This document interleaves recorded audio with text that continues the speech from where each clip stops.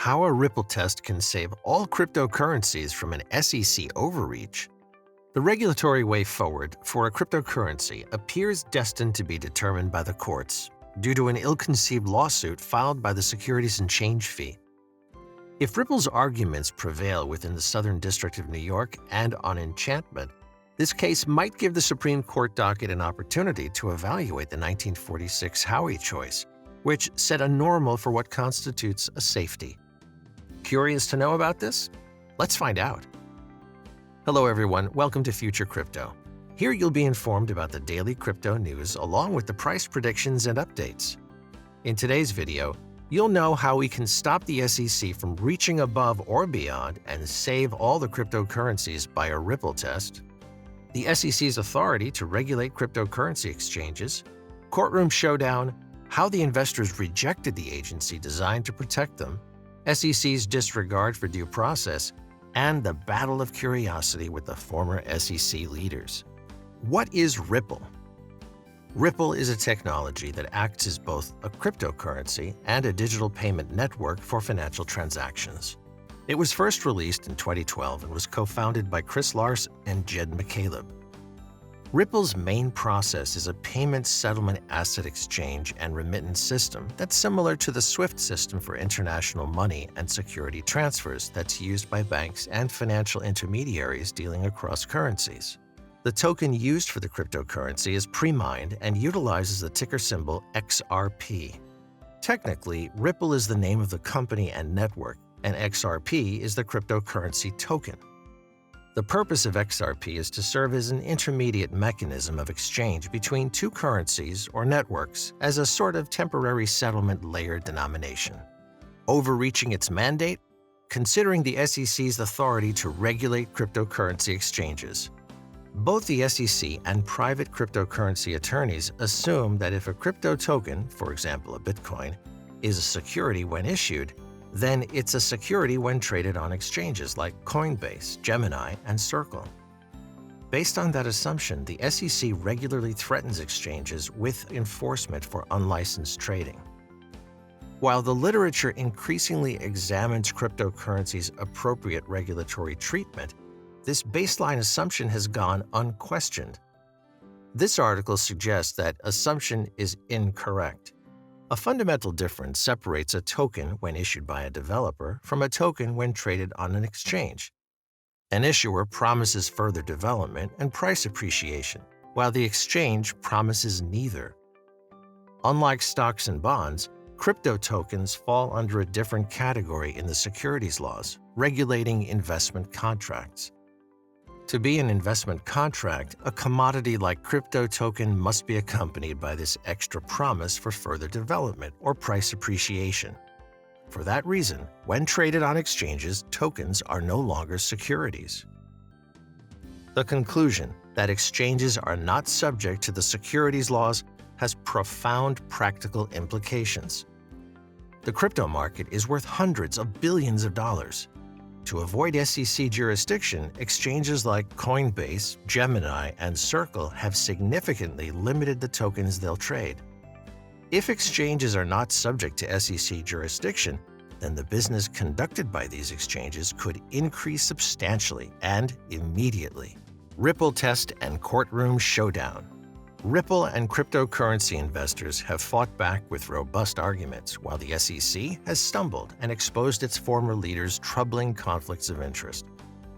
It looks like something bigger than a mere lawsuit.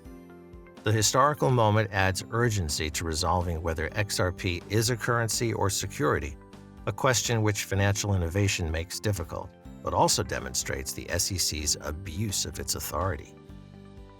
The total market cap of all cryptocurrencies, including the XRP digital token at the heart of the Ripple case, tops $2 trillion. The sum of these digital assets is now worth more than the total number of US dollars in circulation.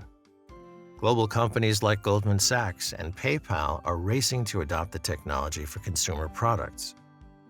However, more ominously, China has already rolled out a central bank digital currency, CBDC, called the digital yuan for domestic commercial and consumer use on a big scale. MasterCard has opened talks to act as a financial bridge for China to expand the digital yuan's global network, export its applications, and compete against both cryptocurrencies as the US dollar in the emerging digital economy. Investors reject the agency designed to protect them. Clearly, it's time to re-examine the Howey test when it comes to cryptocurrencies. That's already obvious in the pretrial stage, in which the court seemed to recognize that the complexity of building a payments network with distribution of digital currencies like XRP is not always the same thing as starting a company through an IPO. A fatal flaw has already been exposed in one of the SEC's central arguments. The agency insists that all of Ripple's sales of XRP have been one long unregistered securities offering since 2013, and that XRP has never had any utility other than being an investment contract in Ripple. Millions of XRP retail holders around the world, many of whom never heard of Ripple, immediately howled in disagreement, apparently to the agency's surprise. Rhode Island attorney John E. Deaton filed a motion to intervene against the SEC on behalf of thousands of XRP retail holders and dismantled the SEC's arguments by detailing use cases for XRP unrelated to Ripple. The agency's response was to attack Deaton's character and sweepingly argue that no retail holders should be allowed to intervene as the defendants in the case amply represent their interests. The agency created to defend the interests of retail investors ended up categorizing retail XRP holders as adversaries. A higher court will likely struggle to conclude that the Howey test wasn't meant to stretch quite that far. SEC's disregard for due process. Ripple has also raised a basic question of due process. The SEC says it has the right to levy billions of dollars in fines over sales that began 7 years before the case was filed. The problem is that those 7 years have a broad public record of refusal by the SEC to provide any clarity over XRP. SEC officials made many speeches and interviews in which they made distinct conclusions on the classification of Bitcoin, BTC, and Ether, ETH, but were frustratingly vague on XRP. How could Ripple know XRP was a security if the agency itself didn't know until December 2020? Worse yet, its top two executives, Brad Garlinghouse and Chris Larson, are also named as defendants, even though Garlinghouse did not join the company until 2015. Therefore, it's not just a company's due process rights at stake, but two individuals, raising bigger constitutional implications if the defendant's fair notice defense is permitted in trial. Battle of curiosity with former SEC leaders Clayton and Hinman. Lastly, there is the nagging query of why precisely Jay Clayton determined to authorize the submitting of this case on his remaining day as SEC chairperson.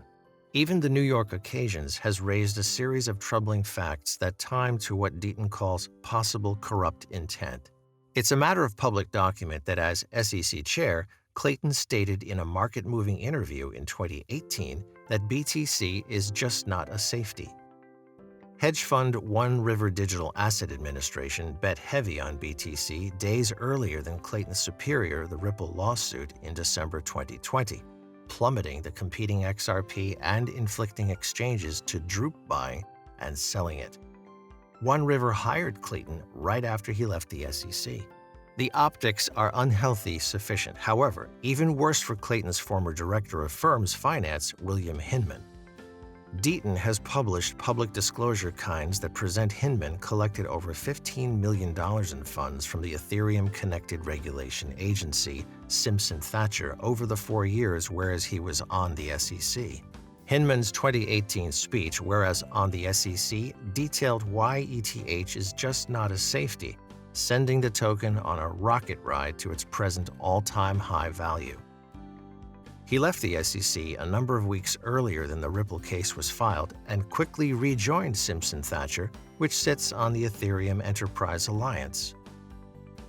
An online petition to SEC Chairman Gary Gensler by a crypto fanatic calling for an investigation by the SEC's Inspector Basic into Clayton and Hinman's doable conflicts of curiosity rapidly gained over 30,000 signatures and was submitted.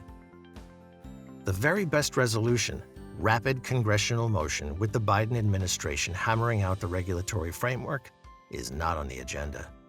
As a substitute, Gensler has been tasked with cleanup. If he settles the Ripple case, key questions might stay unresolved. Whereas Ripple would seemingly obtain reduction from a settlement, there is little to cease the SEC from pulling the identical stunt once more. Extra largely, some traders need to punish the SEC for its unhealthy conduct and cut back the temptation for it to abuse its authority eventually. In any occasion, the SEC wants its personal Ripple check to revive its credibility. So this is it from us for today. Thanks for watching, and don't forget to subscribe.